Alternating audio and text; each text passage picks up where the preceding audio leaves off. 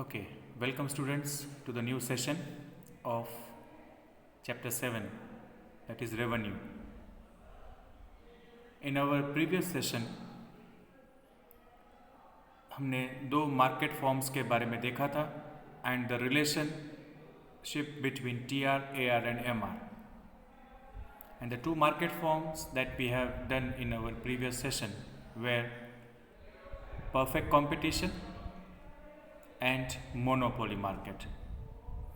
दोनों के फीचर्स हमने देखे थे एंड रिलेटेड मार्केट के कर्व्स एंड टेबल्स भी देखे थे, total revenue, average revenue and marginal revenue के बारे में. अब थोड़े फीचर्स उनके रिवाइज कर लेते हैं. परफेक्ट कंपटीशन जो है is a type of market where there are large number of buyers and sellers. Product जितने भी सेलर्स सेल करते हैं वो होमोजीनियस इन नेचर होते हैं. परफेक्ट कंपटीशन में प्रोडक्ट की जो प्राइस है वो डिसाइड कौन करता है? That is industry. A single firm has got no control over that price. And जितने भी सेलर्स प्रोडक्ट सेल करते हैं वो हमने भी देखा कि वो होमोजीनियस होता है. Close substitute, okay, that's not there. So these were the features of say perfect competition. अब मोनोपोली के बारे में. मोनोपोली में ये है कि क्लोज सब्सटीट्यूट अवेलेबल नहीं है. okay, that is in monopoly that close substitutes are not available. Then monopoly business मतलब there is only one seller and there are large number of buyers. अब मोनोपोली मार्केट मतलब he has got full control over the price, the monopolist. But see, no doubt he is monopoly business, he is monopolist, the business is monopoly business. But if he wants to increase the sales of his product, he has to reduce the price because close substitute available नहीं है, far away substitute तो इसमें available होते ही हैं. So these were the two topics that we have seen in our yesterday's session. Now today the third market form we are going to discuss, and that is about the monopolistic competition. अब monopolistic competition के पहले हम features देख लेते हैं, then we will talk about the relations. Monopoly market एक ऐसा monopolistic competition एक ऐसा मार्केट है जहाँ पे number of buyers and sellers large number में होते हैं. That is first feature. Number 2, there is product differentiation. अब प्रोडक्ट डिफरेंशिएशन मतलब क्या? The product of one seller is different from the product of other seller in one or the other term. Quality में, brand name में, specification में, features में कहीं ना कहीं डिफरेंट तो होते ही हैं. तो हम यहाँ पे ये पॉइंट रखेंगे कि क्लोज सब्सटीट्यूट मार्केट में अवेलेबल होते हैं and there is no absolute freedom to enter into the market. मतलब सिर्फ मोनोपोली में हमने देखा था कि इजीली एंटर नहीं हो सकते हैं एंड परफेक्ट कंपटीशन में free entry and free exit है. ये इन दोनों से थोड़ा बीच में है, दैट इतना भी फ्रीडम नहीं है एंड रिस्ट्रिक्शंस थोड़े बहुत हैं. Now about the price. Each firm has got partial control over the price. Close substitute available हैं, कुछ ना कुछ हर एक प्रोडक्ट में अलग अलग है, डिफरेंट है, इसलिए each firm has got little bit control over the price, इसलिए हम कहते हैं partial control over the price. अब टेबल देखते हैं everyone. See the table everyone. The price, okay, first of all the output, see output is increasing. Okay, now everyone observe the price which is given here. Price is important here. See यहाँ भी अगर आपको cell ज़्यादा करना है तो आपको अपने प्रोडक्ट की प्राइस है वो कम करनी पड़ती है. You have to decrease the price of your product. लेकिन जो यहाँ पे डिक्रीज है प्राइस में वो मोनोपोली से कम होता है. The decrease in price is less than the decrease in price which is in monopoly. Monopoly में अगर आपको याद हो तो हमने प्राइस जो डिक्रीज हुआ था वो देखा था कैसे था, 10, 9, 8, 7, like that the price was decreasing. Now here also the price decreases, but it is decreasing lesser than the monopoly. So the price decreases here, see, is in the way 10, then 9.5, then 9, 8.58, something like this.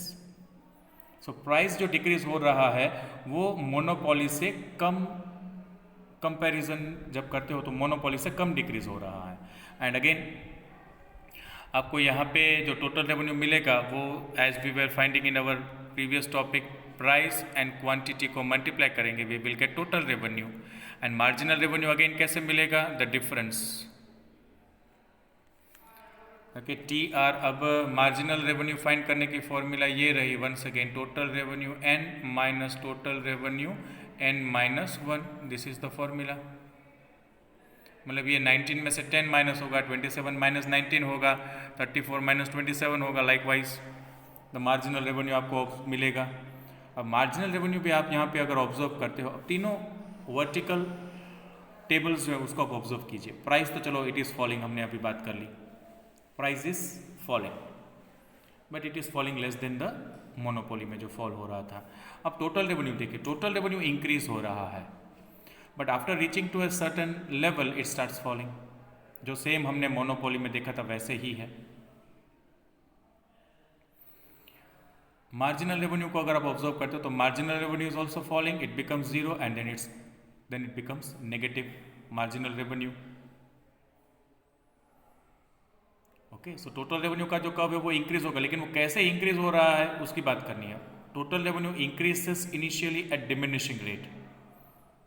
It increases, लेकिन कैसे increase होता है, diminishing rate पे. कितना बढ़ रहा है देखो, 9 देन 8 देन 7 देन 6 ऐसे बढ़ रहा है. So it increases at diminishing rate.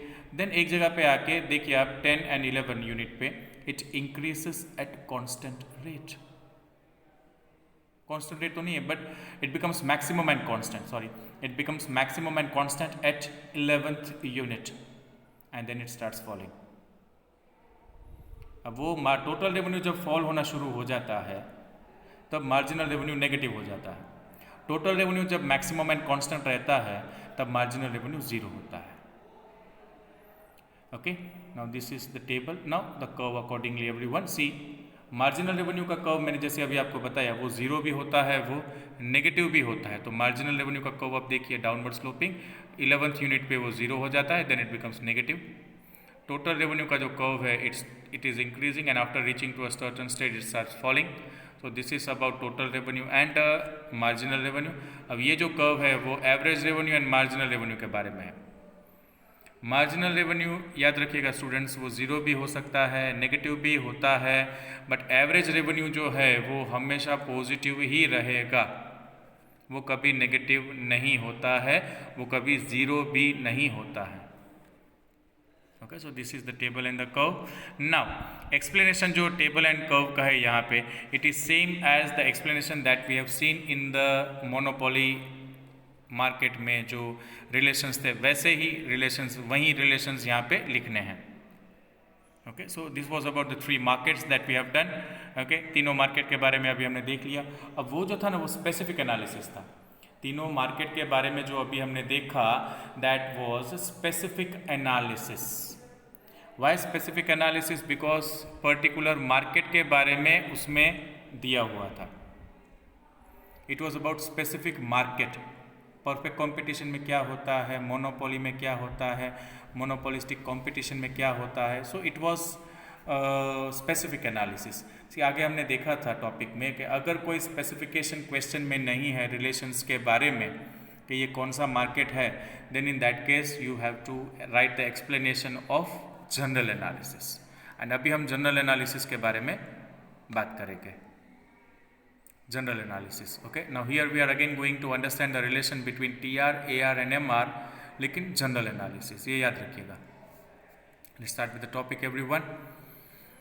General analysis of relation among TR, AR and MR refers to the behavior of revenue curves when price of a commodity rises, remains constant and falls in the market. This is the important line. Price की जब बात होती है, okay, see the price यहाँ पे जो है वो प्राइस कैसे होती है, it rises, it remains constant and falls. मतलब ये जो प्राइस है यहाँ पे जनरल एनालिसिस की जब बात होती है तो प्राइस आपने इंक्रीज भी करना है, कांस्टेंट भी रखना है एंड फॉल भी होना है। दैट इज़ द वे जो प्राइस आपको रखना है। तो एक बार प्राइस के वर्टिकल टेबल को ऑब्जर्व करते हैं। देखिए प्राइस इंक्रीजिंग, कांस्टेंट भी है एंड डिक्रीज भी हो रहा है। सो प्राइस जो है जनरल एनालिसिस में ये याद रखिएगा, प्राइस ही इंपॉर्टेंट है बिकॉज प्राइस एंड क्वांटिटी को मल्टीप्लाई करेंगे तो हमें टोटल रेवेन्यू मिलेगा। टोटल रेवेन्यू का जो डिफरेंस अगर हम फाइंड करते हैं तो हमें मार्जिनल रेवेन्यू मिलेगा। So the important thing here is price. तो प्राइस हमें कैसा रखना है वो हमने देख लिया है। प्राइस इंक्रीज भी करना है, see it is increasing 10, 20, 30, 40 it is increasing. It remains constant also and then it starts falling. Okay, अब हम फाइंड करेंगे टोटल रेवेन्यू। वो टोटल रेवेन्यू कैसे फाइंड करेंगे? Again by using the formula price and quantity को multiply करके, तो हमें ये टोटल रेवेन्यू मिल जाएगा। 10 multiply by 1, then 2 multiply by 20 and so on, multiply हम करते जाएंगे एंड जो हमें मिलेगा वो होगा टोटल रेवेन्यू। टोटल रेवेन्यू के कर्व को भी अगर आप ऑब्जर्व करते हो, टेबल को ऑब्जर्व करते हो, तो देखो इंक्रीज हो रहा है। यहाँ पे वो मैक्सिमम एंड कांस्टेंट भी है 210, 210, so this is maximum and constant यहाँ पे है and then it starts falling. यहाँ इंक्रीज हो रहा है, यहाँ मैक्सिमम एंड कांस्टेंट होता है and then it starts falling. ना मार्जिनल रेवेन्यू, मार्जिनल रेवेन्यू कैसे मिलेगा? TR n minus TR n minus 1, so 40 minus 10, 90 minus 50, 160 minus 90, so on, minus करते जाना है नीचे वाले टोटल रेवेन्यू से उसके ऊपर वाला, that is TR n minus TR n minus 1। तो मार्जिनल रेवेन्यू आप देखिए तो कैसा है यहाँ पे, it is increasing 10, 20, 50, 70, it increases, then it starts falling, it becomes 0 and it is negative also. Marginal revenue यहाँ पे इंक्रीज भी हो रहा है, फॉल भी हो रहा है, it becomes 0 also and it becomes negative also. So the table is done here and accordingly हमें कर्व ड्रॉ करना है। दोनों कर्व अलग अलग से देखिए आप ड्रॉ किए हुए हैं। ओके, वंस अगेन एक बार वर्टिकल टेबल के बारे में बात कर लेते हैं। प्राइस आप देखिए कैसे लिखना है। प्राइस आपको यहाँ पे प्राइस जो है वो इंक्रीज भी होना चाहिए, कांस्टेंट भी रहना चाहिए and price should decrease also. And price and quantity को मल्टीप्लाई करेंगे तो हमें मिलेगा टोटल रेवेन्यू। टोटल रेवेन्यू मिलने के बाद आपको मार्जिनल रेवेन्यू कैसे फाइंड करना है? Total revenue n minus total revenue n minus 1, that is marginal revenue. And marginal revenue के बारे में देखिए आप once again, it is 0 and it is negative also. Total revenue को देखेंगे आप तो इट इज इंक्रीजिंग, फिर वो मैक्सिमम एंड कांस्टेंट भी रहता है 210, 210। Okay, it is maximum and constant also, यहाँ पे ये मैक्सिमम एंड कांस्टेंट है and then it starts falling. Price and average revenue, वो भी बात हो गई थी कैसे लिखना है, increase, constant and decrease and accordingly आपको कर्व ड्रॉ करने हैं। अब थोड़ा एक्सप्लेनेशन समझ लेते हैं। TR एंड MR का रिलेशन है। टोटल रेवेन्यू इनिशियली जो इंक्रीज होता है वो कैसे इंक्रीज होता है? Increase at increasing rate. अब तो ये आपको पता चल जाना चाहिए कि इंक्रीज एट इंक्रीजिंग रेट क्या है, इंक्रीज एट कांस्टेंट रेट क्या है and increase at diminishing rate या डिक्रीजिंग रेट या फॉलिंग रेट क्या है, बिकॉज ये बहुत बार आगे भी आ चुका है। Total revenue increases at increasing rate, increase हो रहा है लेकिन कैसे इंक्रीज हो रहा है, that matters. It increases at increasing rate and marginal revenue भी इंक्रीज हो रहा है।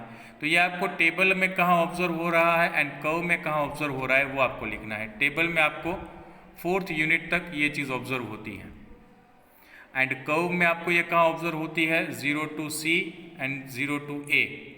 0 to C है वो मार्जिनल रेवेन्यू के बारे में है एंड 0 to A है वो आप टोटल रेवेन्यू के बारे में है एंड क्वांटिटी उस समय वहाँ पे OM क्वांटिटी है, दैट इज 4th यूनिट तक। Number 2, total revenue again increase हो रहा है लेकिन कैसे इंक्रीज हो रहा है, पहले इंक्रीज एट इंक्रीजिंग रेट, अब increase at diminishing rate. Total revenue increase हो रहा है, लेकिन कैसे इंक्रीज हो रहा है? Increases at diminishing rate and marginal revenue decreases positively, decrease हो रहा है पॉजिटिवली। एंड ये चीज़ आपको टेबल में कहाँ ऑब्जर्व हो रही है? 4th to 6th में। एंड कर्व में आपको कहाँ ऑब्जर्व हो रही है? That also you have to write. C to D MR में एंड A to B है वो TR में। एंड आउटपुट M से M1 के बीच में है। पहले जो आउटपुट था वो OM तक था, अब M से M1 के बीच में आउटपुट है। सी द डिफरेंस, यहाँ पे increases at increasing rate, increases at diminishing rate. Okay, all the things differ. That is point number 2।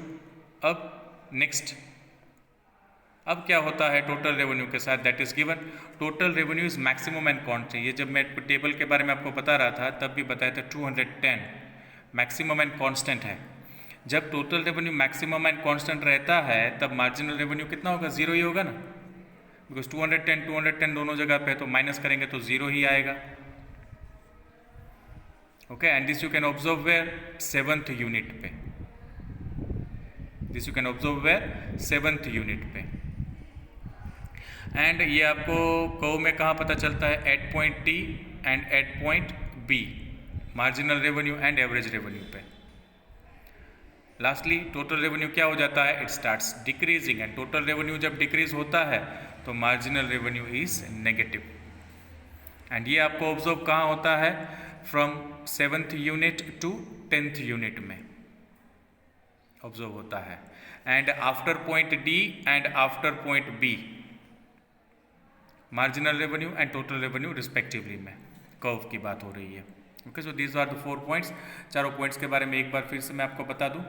Total revenue increases at increasing rate, then total revenue increases at diminishing rate, then total revenue is maximum and constant, then total revenue decreases. And साथ में marginal revenue के बारे में अभी आपको लिखते जाना है। Marginal revenue increases, marginal revenue falls positively, marginal revenue becomes 0 also and it becomes negative also. And accordingly table and curve में ये चीज़ आपको कहाँ ऑब्जर्व हो रही है उसके बारे में भी आपको लिखते जाना है। Now there is next topic, general analysis के बारे में ही है। It is relation between AR and MR। देखिए कर्व को आप ऑब्जर्व कीजिए। Everyone pay attention to this curve, just a minute, pay attention to the curve. अब यहाँ पे देखिए, पहले मार्जिनल रेवेन्यू कर्व ऊपर है एंड एवरेज रेवेन्यू कर्व नीचे है, देन दोनों यहाँ पे इक्वल हो जाते हैं। After that average revenue curve आगे रहता है एंड मार्जिनल रेवेन्यू कर्व नीचे रहता है। वही चीज़ हमें यहाँ पे एक्सप्लेन करनी है। When marginal revenue curve is greater, marginal revenue initially कौन सा कर्व आगे है? Marginal revenue curve is greater then average revenue curve. Initially, marginal revenue curve is greater than average revenue curve and average revenue rises. ये चीज़ जो है आपको table में कहाँ ऑब्जर्व हो रही है? 4th यूनिट तक। एंड यही चीज़ आपको कर्व में कहाँ ऑब्जर्व हो रही है? बिफोर पॉइंट ई या up to point E. Curve में आप देख सकते हो अप टू पॉइंट ई चीज़ ये आपको ऑब्जर्व हो रही है। Okay, so once again we are talking here about the relation between MR and AR। Here we are talking about the relation between MR and AR. Okay, तो MR and AR को अगर आप compare कर रहे हो तो ज़्यादा क्या है? Everyone look into your curve, you will see that ज़्यादा जो है वो है MR is greater than AR. Okay, and AR also rises. And ये चीज़ आप कहाँ ऑब्जर्व कर सकते हो? 4th यूनिट तक। एंड कर्व में आपको कहाँ चीज़ ऑब्जर्व हो रही है? बिफोर पॉइंट ई। फिर क्या होता है? MR एंड AR है वो दोनों इक्वल है। उस समय AR is maximum and constant. And ये चीज़ आपको टेबल में 5th यूनिट में ऑब्जर्व होती है। एंड कर्व में जो है वो आपको एट पॉइंट E पे एग्जैक्टली ये ऑब्जर्व होता है। MR एंड AR है वो दोनों इक्वल है एंड AR जो है वो मैक्सिमम एंड कांस्टेंट है। That is our second point. First point में हमने क्या देखा था कि MR is greater than AR। अभी सेकेंड पॉइंट में हमने देखा कि MR एंड AR आर दोनों equal. Now the third point. Third point में फर्स्ट पॉइंट का ऑपोजिट हो जाता है, where AR is greater than MR and AR falls. Opposite है एग्जैक्टली। वहाँ पे फर्स्ट पॉइंट में ग्रेटर था MR, यहाँ पे AR ग्रेटर है। वहाँ AR राइज हो रहा था, यहाँ AR फॉल हो रहा है। अब ये चीज़ आपको टेबल एंड कर्व में कहाँ ऑब्जर्व हो रही है? That you have to write here. Table में ये आपको ऑब्जर्व होता है 6th to 10th यूनिट पे, एंड कर्व में ये चीज़ आपको ऑब्जर्व हो रहा है beyond E, after E you can observe this thing. अब मार्जिनल रेवेन्यू के बारे में वंस अगेन जो आगे वाले टॉपिक में आया था वहीं, मार्जिनल रेवेन्यू का जो कर्व है उसको आप अगर देखें तो वो पॉजिटिव है, ज़ीरो भी है एंड नेगेटिव भी होता है, लेकिन एवरेज रेवेन्यू का जो कर्व है ना वो हमेशा पॉजिटिव ही रहता है। तो मार्जिनल रेवेन्यू का जो कर्व है वो नेगेटिव कब होने लगता है? This behaviour you can see beyond seventh unit के बाद अगर आप देखें तो मार्जिनल रेवेन्यू का जो कर्व है वो नेगेटिव होने लगता है। एंड कर्व में ये चीज़ आप कहाँ ऑब्जर्व कर सकते हो? Can be seen at point D and beyond it. D के बाद अगर आप देखें तो ये चीज़ आपको ऑब्जर्व होगी कि मार्जिनल जो है वो नेगेटिव है, वो ज़ीरो भी होता है, नेगेटिव भी होता है, एंड एवरेज रेवेन्यू जो है वो हमेशा पॉजिटिव ही होता है, वो कभी ज़ीरो एंड नेगेटिव नहीं होगा। Okay, so this whole topic was about relation between TR, AR and MR, general analysis. Once again अगर स्पेसिफिक एनालिसिस पूछते हैं तो पर्टिकुलर मार्केट जो अभी हमने देखे थे, ओके कल भी लास्ट सेशन में किया था, एक मार्केट के बारे में आज हमने किया। Okay, so that was about specific analysis, लेकिन अगर कोई मेंशन नहीं है कौन सा मार्केट है, then you to understand it is a general analysis topic. Now one more topic to be done. Now this is the summation of all the 3 markets. See हमने 3 market के बारे में बात की है, वो 3 मार्केट कौन कौन से हैं? एक है परफेक्ट कंपटीशन, दूसरा है मोनोपोली एंड तीसरा है मोनोपोलिस्टिक कंपटीशन। ओके, थोड़ा मैं आपको रिवाइज कर रहा हूँ उनकी प्राइस के बारे में क्या है। ओके, अब देखिए परफेक्ट कंपटीशन जो है ना उसकी जो प्राइस है वो सेम रहती है।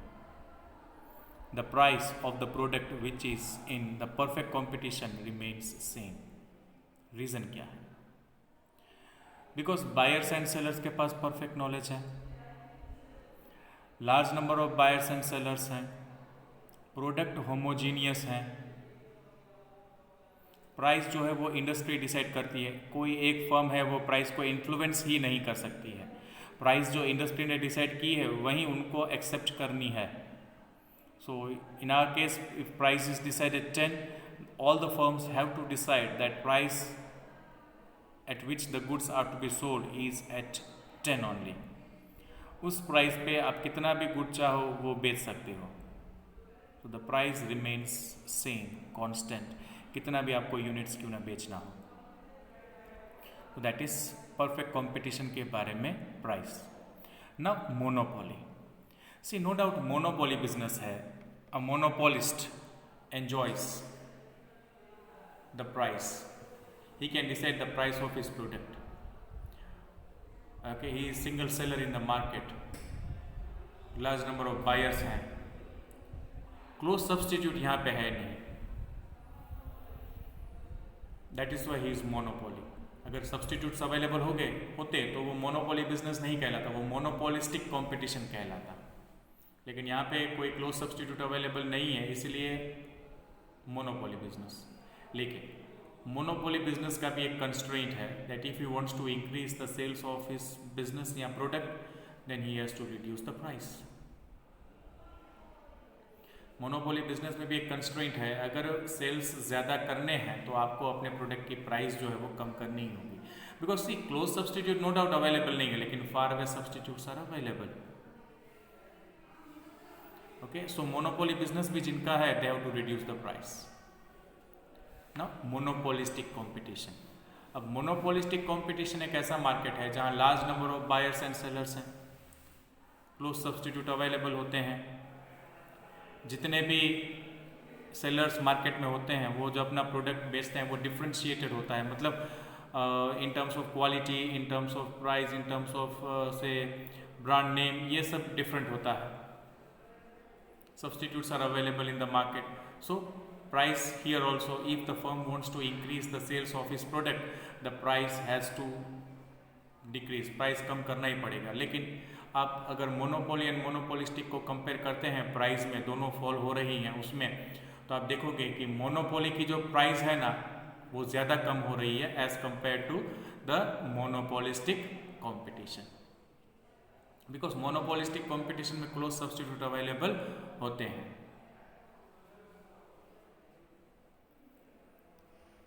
Now let's see the explanation portion. I hope the table is clear. Now one by one topic के बारे में explanation में भी देख लेते हैं. Okay, the first one is about perfect competition. अब देखिए कर्व भी यहाँ पे ड्रॉ किया हुआ है. ओके, ए बी जो कर्व है वो मैं आपको कर्व एक बार यहाँ पे दिखा दूँ. Here is the curve. See, perfect competition is a straight line parallel to x-axis. Then monopolistic competition and monopoly. Okay, so अभी हम perfect competition की बात कर रहे हैं. तो perfect competition का जो curve है वो यहाँ पे कैसा होगा? Parallel. See, okay. अब curve कुछ ऐसा है. 3 curve हैं, तीनों curve ऐसे हैं. Okay. Now look at the curve also when the explanation is done. AB is perfectly elastic demand curve. And यहाँ जो कर्व होता है ना, प्राइस का कर्व या एवरेज रेवेन्यू का कर्व हमें ड्रॉ करना है इस टॉपिक में. Price and average revenue are same. तो प्राइस का जो यहाँ पे कर्व होता है वो कैसा होता है? It is parallel to X axis because the goods are sold at the same price. There is no change in the price. Price is decided by the industry and everyone has to sell the product at that price only. ऐसी वाली जो situation है उसको हम कहेंगे perfect competition situation. And PED in this case हम 4th chapter में देख चुके हैं, price elasticity of demand. Anything which is parallel to X axis, it means कोई भी क्वांटिटी आप सेल कर सकते हो at a given price. In that case the PED is infinite. Price elasticity of demand is infinity. Next है AC curve में आप देख सकते हो. AC जो है वो डाउनवर्ड स्लोपिंग कर्व है. मतलब डाउनवर्ड स्लोपिंग कर्व के लिए आप ये भी सेंटेंस लिख सकते हो, it is negatively sloped curve. अब जहाँ भी नेगेटिव रिलेशन आता है या डाउनवर्ड रिलेशन आता है उसका मतलब प्राइस एंड क्वांटिटी में नेगेटिव रिलेशन है. If price increases quantity decreases. अगर आपको सेल ज़्यादा करना है तो आपको प्राइस लोअर तो करना ही है, प्राइस डिक्रीज तो करना ही है. It means less elastic. This is less elastic as compare to monopolistic competition as no close substitute are available and it is stepper under monopoly. Monopoly में जो कर्व बनेगा यहाँ पे दोनों का कर्व जो है मोनोपोली एंड मोनोपोलिस्टिक का वो डाउनवर्ड स्लोपिंग होगा, but it is stepper under monopoly. Monopoly का जो कर्व है वो स्टीपर होगा ज़्यादा. And this situation is monopoly and PED is less than 1 in this case. Now the last. Okay, AD is also downward sloping curve. अब downward sloping curve का मतलब वो negatively sloped है. Negatively sloped का मतलब if the firm wants to increase the sales, they have to reduce the price. अब अगर negative relation आ जाता है किसी भी चीज़ में price and quantity में, the curve will slope downwards only. Okay, so monopoly and monopolistic दोनों में ये negative relation है. Curve was downward sloping in both the cases. ना मोनोपोली का जो कर्व है ना आप देख सकते हो वो ज़्यादा स्टीपर है, लेस इलास्टिक था. Now here the curve is more elastic as compare to monopoly because यहाँ क्लोज सब्सटीट्यूट्स अवेलेबल हैं. मोनोपोलिस्टिक कंपटीशन में क्लोज सब्सटीट्यूट अवेलेबल हैं, तो इसलिए ये जो कर्व है वो फ्लैटर है मोनोपोली की कंपैरिजन में. मोनोपोली का जो कर्व है वो स्टीपर है, ये वाला फ्लैटर है. And this situation exist in monopolistic situation competition. And PED is greater than 1 in this case. What was this topic about? All the curves, average revenue or demand curve or price curve in the same diagram and in the same explanation. Okay, this was the last topic from the chapter. I hope the chapter is clear. Still, if you have any doubts या कोई topic अगर आपको समझ में नहीं आ रहा है, we will discuss that topic in our live session. Okay. Chapter के न्यूमेरिकल पोर्शन अभी बाकी हैं, that we will discuss in our next session. Theoretical portion is over. See what we have basically इस चैप्टर में हमने 3 मार्केट्स के बारे में देखा और लास्ट टॉपिक जो था वो तीनों मार्केट के बारे में ही था. तीनों मार्केट के फीचर्स आपको क्लियर होने चाहिए. अगर फीचर्स क्लियर हैं then you can easily write about that market and accordingly TR, AR and MR का जो रिलेशन है वो आपको क्लियर होगा. Okay, so That's it for this session, everyone. Thank you and have a nice day.